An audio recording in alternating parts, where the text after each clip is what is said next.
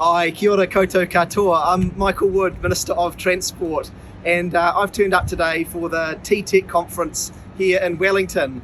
And unfortunately, because of the little issue that we've experienced with a possible COVID issue, the conference at Te Papa isn't able to proceed as planned at this stage.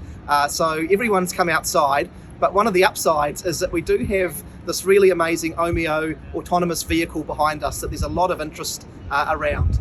But really, I just wanted to say a few words about the importance of innovation in terms of the transport transition that New Zealand is going through. We are in a period for transport at which things are changing apace. New Zealand has declared a climate emergency. We have passed a Climate Change Response Act and set ourselves on the path to net carbon zero by 2050. The Independent Climate Commission has started to provide advice about the kinds of changes that we need to make if we want to reach that ambition and ultimately to pass on a world to our children and our grandchildren that is fit to live in. And transport plays a huge part of that.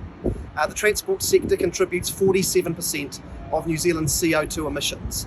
And so if we don't meet the challenge in transport, we won't meet the net zero challenge full stop. And I'm really determined, along with my colleagues in government, that we work collaboratively with the sector to reach that vision and to decarbonise our transport sector. It's a big challenge. It'll mean changing the things that we do. The Climate Change Commission has told us that there are a range of angles that we've got to pursue with this. We need to have innovative solutions to be able to decarbonise our existing transport options. We need to support more people to shift modes so that people take public transport, walk and cycle. And we need to do much better at bringing together a suite of solutions to move freight around our country much more efficiently.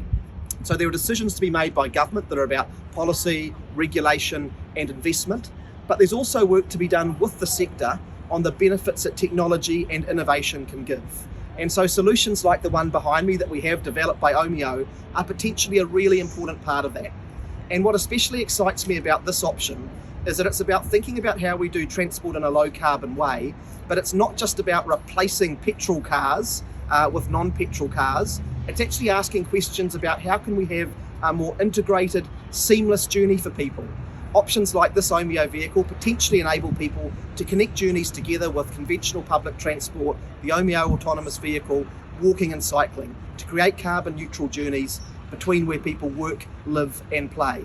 And it's that kind of linked up thinking that we are going to need to engage in if we want to reach the challenge of decarbonising our transport system. So while it's a real shame that we weren't able to gather together across the sector today for the conference over the next couple of days, I think that there is so much that's exciting that's happening in the sector that there are real reasons to feel really positive. And across New Zealand, I think people are ready for this change in transport.